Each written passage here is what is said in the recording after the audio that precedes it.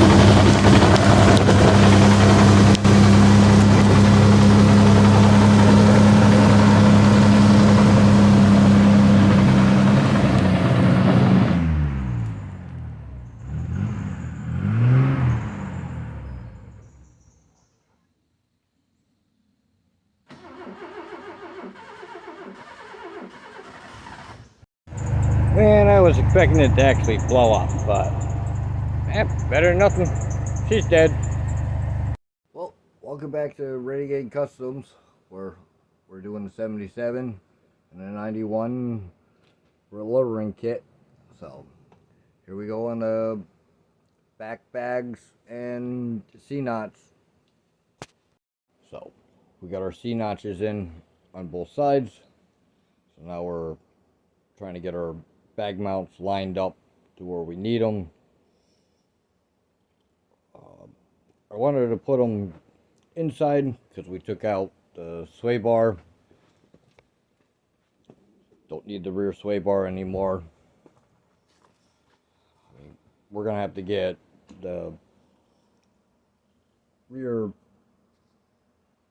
shock mounts down there, the extended ones, or make new ones, or add a bolt on the back of the leaf spring to drop it at 4 inches, because I want longer shocks in case we do go to triple barrel bags on the truck, but right now we're just running double barrels. I like them on the outside, but if I want to run deep dish rims like the aluminum ones with a smaller tire, because they're a little too big for this truck for those rims, because they're such deep dish, they don't tuck up. I would need a lower profile on those tires, because these 20s, they run on a 45 series. What are they? 255 for the width. So, like, they're a badass freaking tire and rim setup for when you're doing low riding and shit. But these bad boys are a little bit different with freaking tires.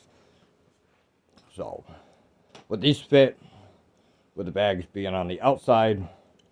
But those, I might need spacers just to offset just a little bit, because how far they go inside for the deep dish rims, because these only have a 1 inch lip, or 2 inch.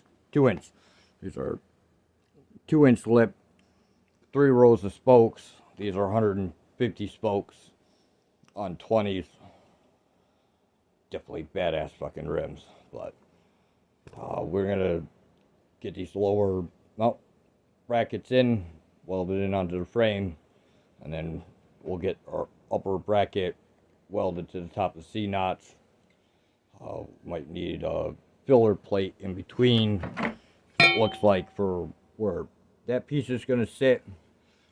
And if I line it up for center hole, I'm still going to need a 1/2 inch to fill in for in there.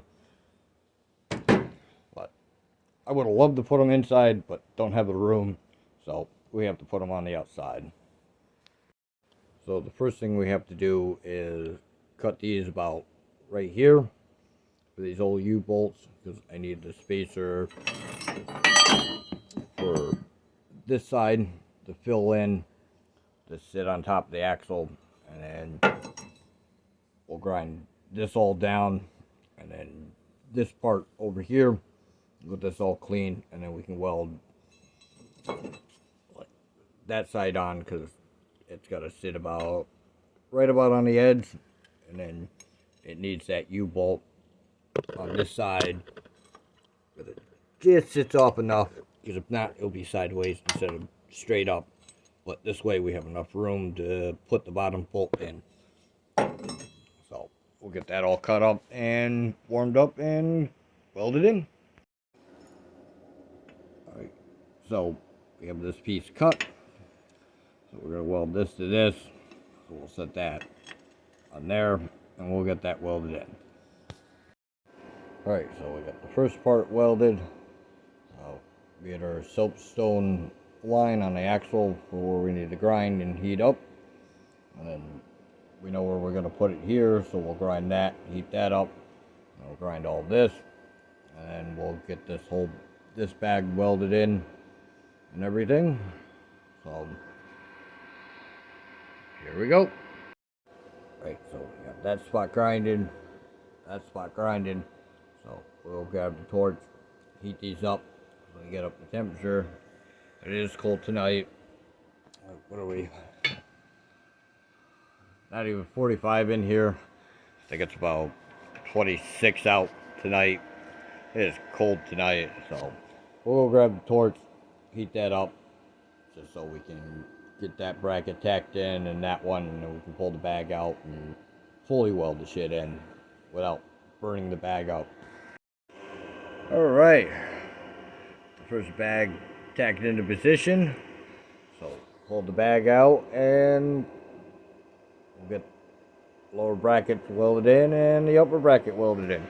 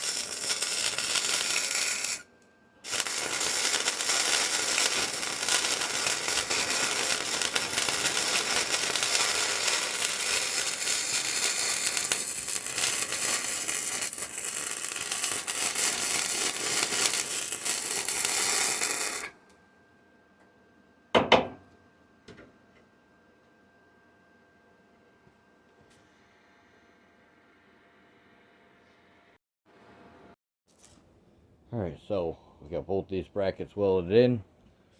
I ended up adding a wrench as a spacer. A little extra for what I'm doing. So we'll get the bag in when this cools and we'll go from there.